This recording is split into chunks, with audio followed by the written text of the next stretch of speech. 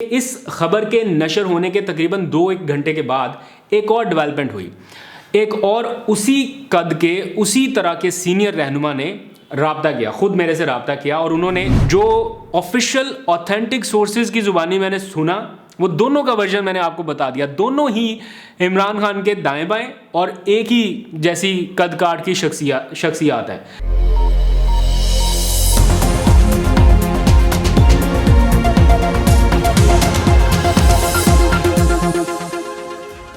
بسم اللہ الرحمن الرحیم. السلام علیکم. پاکستان اور دنیا بھر میں دیکھنے اور سننے والوں کو عبد القادر کا سلام. آج کے سیاسی منظرنامے سے 2-3 بڑی خبریں ہیں. کیا chairman P T I Imran Khan P T I کے پیٹرن ان چیف بننے والے ہیں؟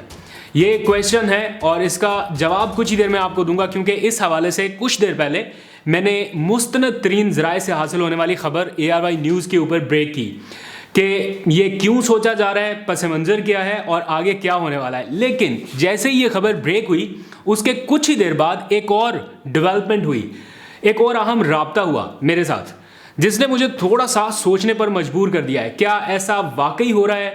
عمران خان کی ممکنہ نااہلی یا پارٹی چیئرمین شپ سے ان کے جو ہٹنے کے خدشات ہیں وہ کس حد تک درست ہیں؟ اس پر میں تھوڑی سی بات کروں گا، اور یہ بھی کہ یہ پیٹرن ان چیف ہوتا کیا ہے اور اس سے عمران خان کی پاور میں کیا فرق پڑے گا. لیکن آغاز اس خبر سے جس نے دن کا آغاز کیا، مطلب آج صبح ہی تحریک انصاف کے اراکین ایک جگہ پر اکٹھے ہوئے اور پھر اس کے بعد جو کچھ ہوا، ہلچل رہی ایوانوں میں، وہ آپ نے سارا ٹیلی ویژن اسکرین پر دیکھا. تو تحریک انصاف کو ایوان میں لوٹنے کی بار بار اپیل کرنے والی حکومت اور ان کے اچانک نئے مطمئن ہونے والے اسپیکر اس قدر گھبرائے اور پریشان ہیں کہ پی ٹی آئی ان کے پیچھے استعفے لے کے اور وہ آفس چھوڑ کر غائب ہیں. میں ان کو اچانک مطمئن اس لیے کہتا ہوں کہ جیسے کچھ لوگوں کے اچانک سے ضمیر نہیں جاگے پچھلے کچھ عرصے میں، چلتے اچانک فیصلہ ہو گیا، بیٹھے اچانک فیصلہ ہو گیا، نہیں ہم نے ادھر یہ کرنا ہے وہ کرنا ہے. اسی طرح اسپیکر صاحب کا بھی اچانک سے ضمیر مطمئن ہوا ہے کہ اچھا یہ استعفیٰ دینا چاہتا ہے، یہ نہیں دینا چاہتا.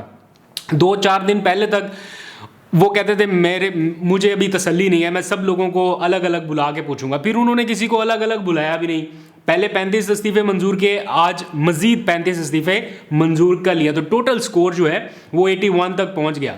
123 یا 124 کے قریب پی ٹی آئی کے اراکین نے استعفے دیے تھے، ان میں سے 81 منظور ہو چکے ہیں. ہوا کچھ یوں کہ آج پی ٹی آئی کے جتنے باقی بچ جانے والے ارکان تھے وہ صبح 10:30 بجے اسلام آباد کے خیبر پختونخوا ہاؤس میں جمع ہوئے اسٹریٹجی بنانے کے لیے کہ کیا کیا جائے. اب 35 استعفے تو منظور ہو گئے، اب باقی جتنے بچتے ہیں وہ کیا کرے. خدشہ یہ ہے کہ حکومت مزید استعفے بھی منظور کرے گی تاکہ تعداد جو راجہ ریاض کی اپوزیشن ہے اس سے کم ہی رہے. ابھی پی ٹی آئی کا یہ اجلاس چل ہی رہا تھا، اس دوران خبر آئی کہ مطمئن اسپیکر صاحب نے مزید 35 استعفے منظور کر لیے. تو اجلاس کے دوران ہی پھر اسی وقت ساری اسٹریٹجی بدلی اور یہ فیصلہ ہوا کہ اگر اس طرح سے یہ ہمیں ڈیل کرنا چاہتے ہیں تو پھر ہم ان کو اس طرح سے ڈیل کرتے ہیں جیسے ہم چاہ رہے ہیں. وہیں سے سارے ارکان پیدل نکلے خیبر پختونخوا ہاؤس اسلام آباد سے اور ایوان کی طرف چل پڑے. خیبر پختونخوا ہاؤس اسلام آباد سے قومی اسمبلی کا فاصلہ تقریباً کوئی 2.5 کلومیٹر کا ہوگا میکسیمم. سارے ارکان وہاں سے پیدل چلے اور ایوان میں پہنچ گئے کہ ہم اسپیکر صاحب کے روبرو جاتے ہیں اور ان سے کہتے ہیں جس سے آپ نے تسلی کرنی ہے، پوچھ گچھ کرنی ہے، کر لیں. سارے جتنے باقی لوگ ہیں وہ سارے کے سارے آپ کے پاس ہیں. جس کو بلانا ہے الگ بلانا ہے، کمرے میں بلانا ہے، باہر بٹھا کے بات کرنی ہے، کر لیں اور استعفے آج ہی منظور کریں.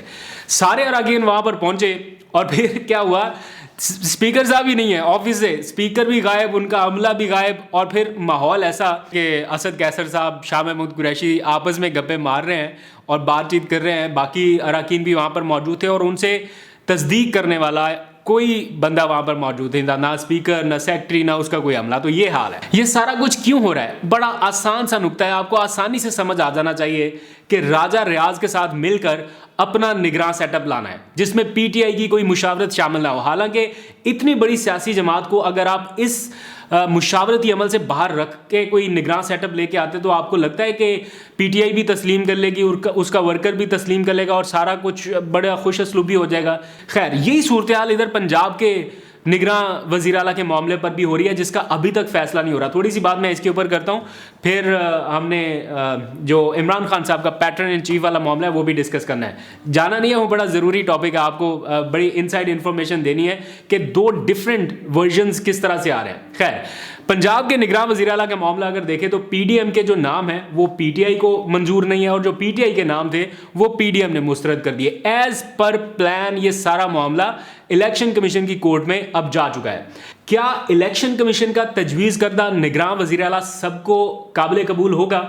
मेरा नहीं ख्याल, क्योंकि जो दो नाम ऑपोजिशन की तरफ से आए हैं वो दोनों नाम सियासी तौर पर इस कदर इंतहा की एफिलिएशन रखते हैं, मैं अपने पहले व्लॉग्स में बता चुका हूं, वो किसी सूरत पीटीआई उसे कबूल नहीं करेगी। जो मौजूदा वज़ीर आला पंजाब हैं उन्होंने कहा है कि मैं अदालत जाऊंगा अगर ऐसा कोई फैसला आया, और पीटीआई ने एहतजाज का इंदिया भी दिया है। और बाय द वे, एहतजाज के हवाले से भी एक बड़ी खबर है, याद आ गया वरना मैं भूल जाता, ये भी आपको बतानी थी।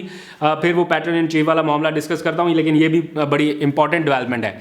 खबर यह है कि इमरान खान साहब जो हैं वो एक बड़ी अवामी मुहिम या क्या कह सकते हैं, एक बड़ा स्ट्रीट मूवमेंट जो है उसको प्लान कर रहे हैं। एक हफ्ते के बाद उनका आखिरी एक्सरे होने वाला है। मैंने कंफर्म किया है, चेक किया है कि क्या चल रहा है इस वक्त और क्या आगे का लाया मतलब, तो मुझे ये बताया गया है कि सिर्फ एक हफ्ता और उसके बाद इमरान खान का आखिरी एक्सरे जो है वो हो जाना है, और अभी वो बेहतर महसूस कर रहे हैं और गालबन एक्सरे की रिपोर्ट भी बेहतर ही आएगी इंशाल्लाह। तो उसके बाद वो स्ट्रीट मूवमेंट जो है वो फाइनल करने जा रहे हैं, और इस स्ट्रीट मूवमेंट में बड़े पैमाने पर हुकूमत के ख़िलाफ़ जो इलेक्शन की डिमांड की एक मुहिम है वो, और जो महंगाई का सारा मामला है और ये इस वक्त अफरा तफरी और बेचैनी है, इसको मज़ीद इमरान खान पब्लिक में लेके जाने वाले हैं, और पूरी एहतियात के साथ या जिस तरह से भी, लेकिन ये मामला अब रुकना नहीं है। इमरान खान साहब अब उस 2 कमरों की कैद से निकलने वाले हैं।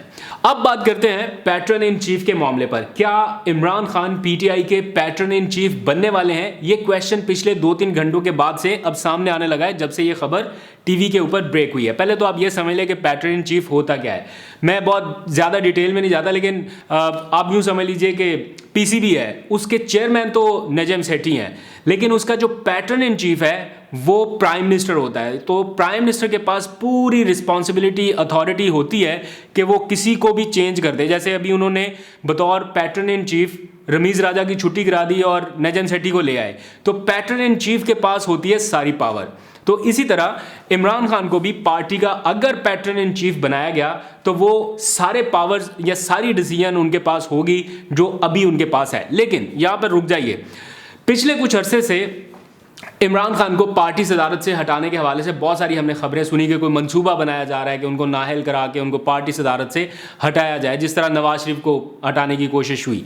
इस सिलसिले में पीटीआई के नहायत ही जिम्मेदार ज़राए, मतलब ऐसे मुस्तनद ज़राए, वो 3-4 जो पीटीआई के बड़े हैं, जो हर टाइम इमरान खान साहब के दाएं बाएं आसपास रहते हैं, फैसला साजी में शामिल रहते हैं, उनसे मेरी बात हुई। उन्होंने मुझे बताया कि हमने इमरान खान के खिलाफ हर हरबा नाकाम बनाने का फैसला किया है, लिहाजा उस सूरत में अगर कोई मिस एडवेंचर किया गया तो हम इमरान खान को पीटीआई का पैटर्न इन चीफ बना सकते हैं।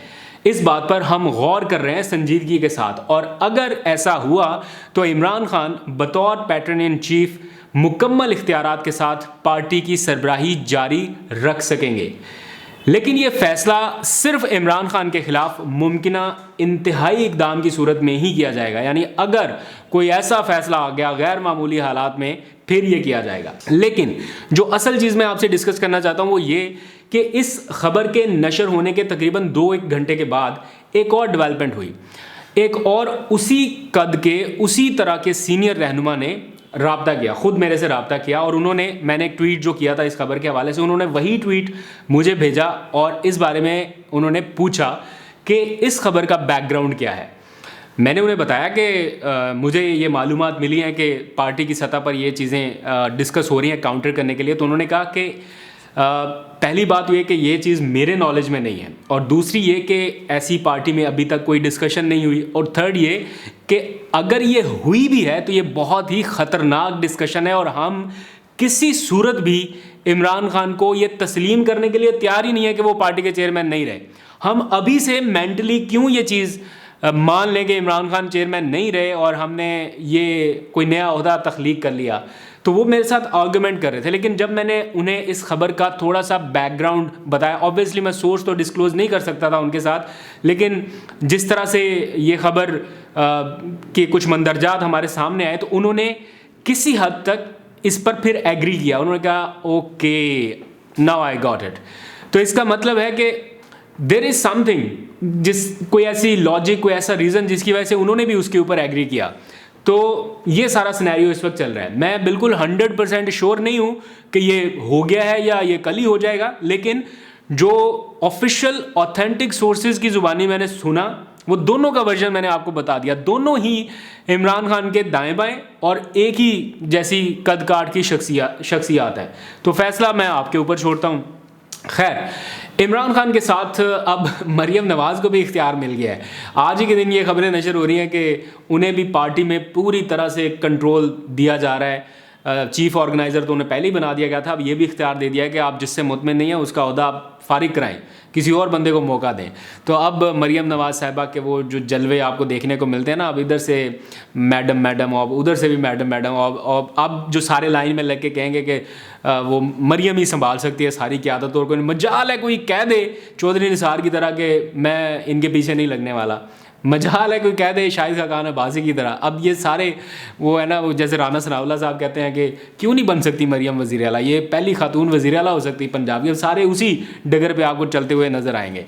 خیر, آخر میں ایک اچھی خبر بھی میں نے آپ کے ساتھ شیئر کرنی ہے, اور وہ یہ کہ پاکستان اور روس کے درمیان کچھ وفود کے تبادلوں کے بعد کچھ ریسنٹ اچھی ڈیولپمنٹ ہو رہی ہیں. نو میٹر واٹ, کوئی گورنمنٹ ہو, عمران خان صاحب کی ہو یا یہ والی گورنمنٹ ہو, آپ کے تحفظات ہو سکتے ہیں, لیکن جو پاکستان کے لیے کچھ اچھی ڈیولپمنٹ ہو سکتی ہے اس کو میرا خیال ہے اپریشیٹ کیا جانا چاہیے. ڈیولپمنٹ پازیٹیو آگے بڑھ رہی ہیں روس اور پاکستان کے درمیان, توانائی کے حوالے سے, پھر غالباً تیل, گیس اور بینکنگ سیکٹر کے حوالے سے خاص طور پر کچھ سرمایہ کاری فریم ورک پر پیش رفت ہوئی ہے. ان کا ایک پورا وفد پاکستان کے دورے پر ہے.